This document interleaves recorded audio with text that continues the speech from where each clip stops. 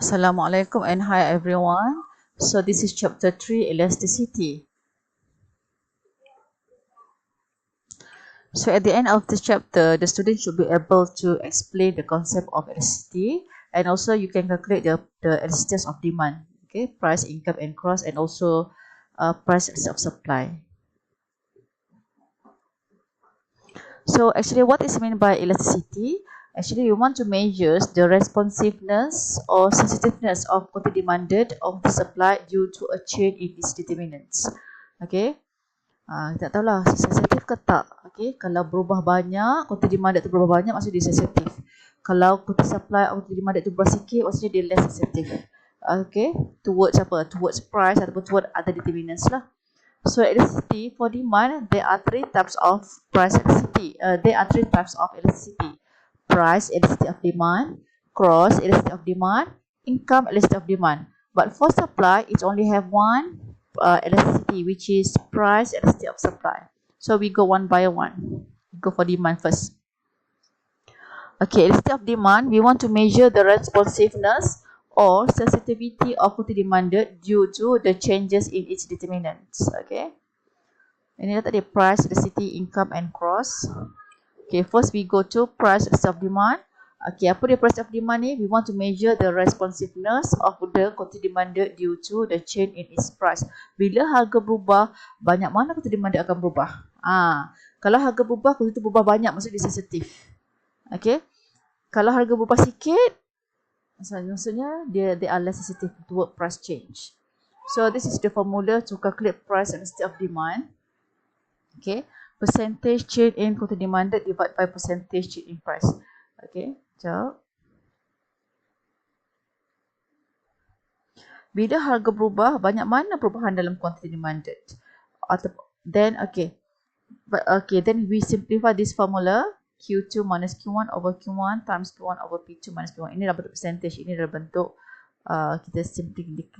kita mudahkan dia. Okay, Q2 refer to new quantity demanded, new quantity minus old quantity, original quantity divided by original quantity times P1. P1 is original price level over new price minus original price. Okay.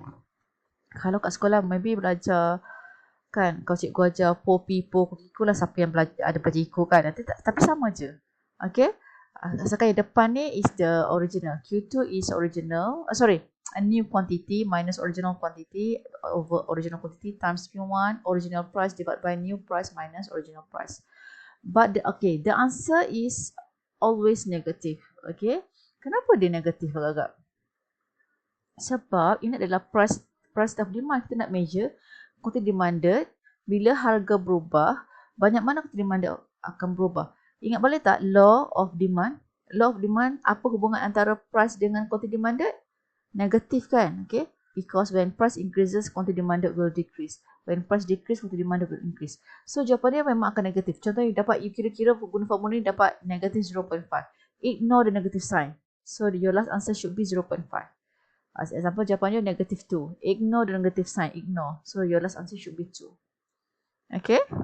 Sebab hubungan ni selalu negatif. Okay. Negatif ni just tunjukkan hubungan antara price and quantity demanded.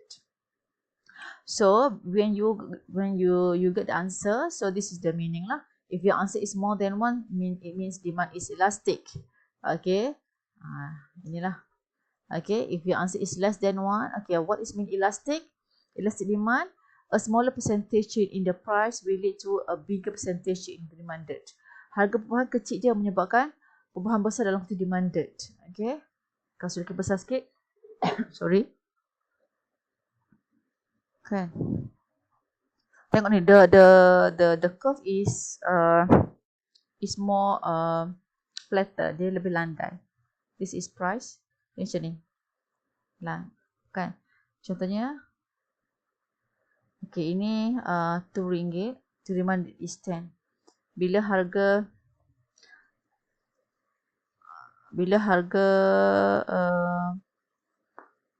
meningkat to RM3, quantity demanded di 8 kg contohnya lah. Tengok ni perubahan harga kecil je kan? Harga kecil je. Tengok saiz dia. perubahan agak kecil je, from 2 to 3, kecil je perubahan dia ni. Tapi perubahan besar dalam quantity demanded. Maksudnya, orang demand untuk barang ni adalah lebih sensitif. Maksudnya, demand for this good is elastic. Okay? Macam ni elastic, normally this good is goods that have more substitute. Contohnya, goods that have more substitute. Contohnya, you nak beli shampoo. Shampoo ada banyak jenis, betul tak? Ada shampoo Pantene, ada shampoo L'Oreal, ada shampoo bawang, Jackie Chan tu kan. Ada shampoo apa lagi? Dove. Ada banyak shampoo. Okay, kita ambil lah every shampoo tu harga, kalau botol yang kecil tu contohnya lah. Yang kecil harga dia RM10. Contoh, average dia tak jauh beza pun. Okay, RM10. Harga dia bukan sama je kan dengan kuantiti yang sama kan. Sama je. Apa beza dia? Bentuk dia, bau dia, kan? Design botol dia. Kalau yang ni peminat Siti, so dia boleh shampoo yang Siti pakai sebab dia nak wangi macam Siti. Kalau dia nak jadi macam Jackie Chan, dia boleh lah shampoo sebab dia minat sangat Jackie Chan. So dia akan beli shampoo yang Jackie Chan guna. Okay, itu mungkin mempengaruhi demand for shampoo lah. Okay.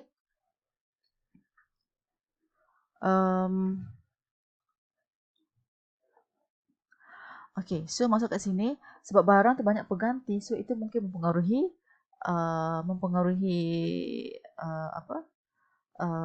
pembelian barang tu lah. Contohnya biasanya harga shampoo RM10, tapi harga shampoo tu satu A, B, C, D sebenarnya RM10. Harga barang D tu RM11. Shampoo je pun benda yang sama je. Okay, you as a buyer, you boleh tak shampoo D? Mungkin tak boleh. Sebab apa? Kenapa nak beli shampoo D? Mahal RM1. Sedangkan shampoo biasa harga RM10 je. So, you akan beli shampoo biasa. Maksudnya, bila harga barang tu naik sikit je pun, kita demand untuk barang tu akan berkurang dengan banyak. Contoh dekat tudung. Kan? Kalau perempuan, kalau tudung pergi pasar raya ataupun pergi mana kedai yang grand jalan contohnya lah. Ada banyak pergi pasar, ramai jual tudung. Contoh pasar Payang tu kan, ramai jual tudung. Harga semua RM10. Satu kedai tu jual RM11. You boleh tak RM11 tu kat RM11? You tak akan beli. You akan pergi kedai yang jual yang RM10. Sebab tudung bawal, yang petak tu sama je. Kan? Kenapa nak beli yang RM11? So, kalau demand untuk tudung yang RM10 akan berkurang dengan banyak. Maksudnya, people are more sensitive toward price change. Okay, for goods that have more substitute good. Okay, itulah maksud dia. Demand is elastic. A smaller percentage change in price will lead to a bigger percentage change in demanded. Okay, if your answer is less than 1 maksudnya if your answer is 0.9, 0.8, 0.5, a bigger percentage change in price of a product will lead to a smaller percentage change in demanded. Okay, normally barang ni barang yang less substitute lah. Example, harga dia RM4, kuantiti 10. Bila harga meningkat RM6, kuantiti demanded will decrease to 9. Tengok ni, perubahan harga besar daripada perubahan kuantiti. Maksudnya orang tak kisah bila harga barang tu mahal, orang setiap akan demand juga tapi kurangnya sikit je. Contohnya apa? Barang yang less substitute. Contohnya petrol. Petrol, you tak boleh nak isi petrol nak gantikan dengan soybean ke, kan, tak boleh kan. You isi juga dengan petrol. Okay? Walaupun harga dia mahal, makin meningkat. Because people are less sensitive toward price change for goods that has less substitute. So demand for petrol is inelastic. Okay? Unitary elastic. A percentage change in price equal a percentage change in demanded. Okay? Contohnya, kalau harga naik, ini 5. Bila harga, okay, tengok harga turun 1%, kuantiti pun akan meningkat 1%. So, dia sama. Unitary. Okay, equal to 1.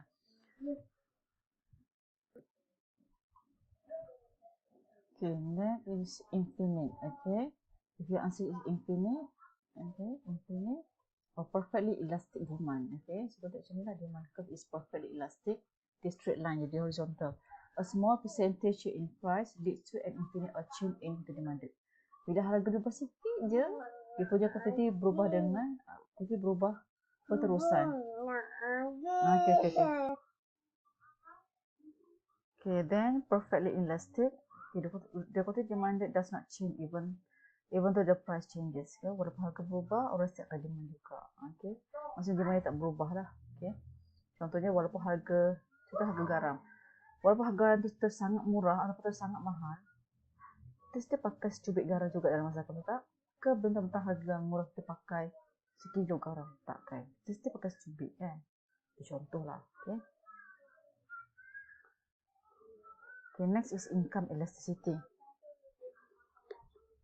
Income elasticity means We want to measure the responsiveness of property demand due to a change in income. So kita tengok bila income berubah, banyak mana kepenerimaan demand akan berubah. So this is the formula. Percentage change in property demand divided by percentage change in income. So bila income berubah, banyak mana property demand akan berubah. So this is kita simplify this formula. Q2 minus Q1 over Q1 times Y1 over Y2 minus Y1. Dia hampir sama dengan formula tadi kan, betul? Cuma tadi harga digunakan P. So income digunakan Y ataupun I lah. Senang pun I boleh juga. Okay, Q2 new quantity minus original quantity over original quantity times Y1 is original income divided by new income minus new income minus original income. So if your answer is okay more than one, so it's luxury goods. Okay, yang ni tak ada, yang ni tak perlu abaikan negatif. Kalau negatif lah ada reason dia. Okay, yang price ada je abaikan negatif. Okay, price demand. But for income and stuff demand, okay, kalau negatif ada jawapan dia. If your answer is more than 1, you dapat 1, 2, you dapat 1.5. So it's luxury goods, for example, diamond, luxury cars. If your answer is in between 0 to 1, example 0.8, kan? 0.8, 0.2. Okay, in between lah. Okay, 0.2, 0.8, 0.5. So it's normal good like shirt, shoes, pen. If your answer is equal to 0, so it's necessity good, like rice and vegetables. If your answer is less than 0, it means negative lah, negative 0.1, negative 0.3. So it's inferior goods. Okay, like used car, low grade goods. Okay, cross list of demand. We want to measure the responsiveness of property demanded for one product due to a change in price of related product.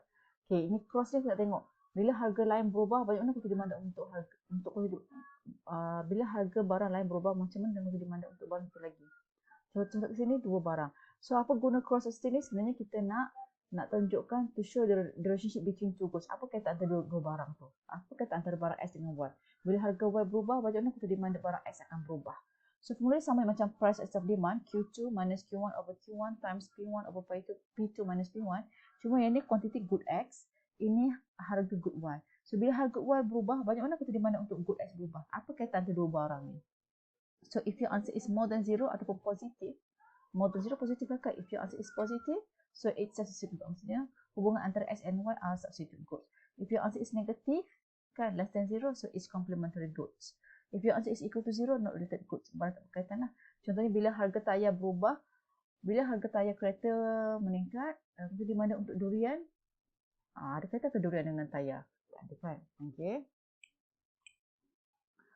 Okay, so for exercise, we go to another video.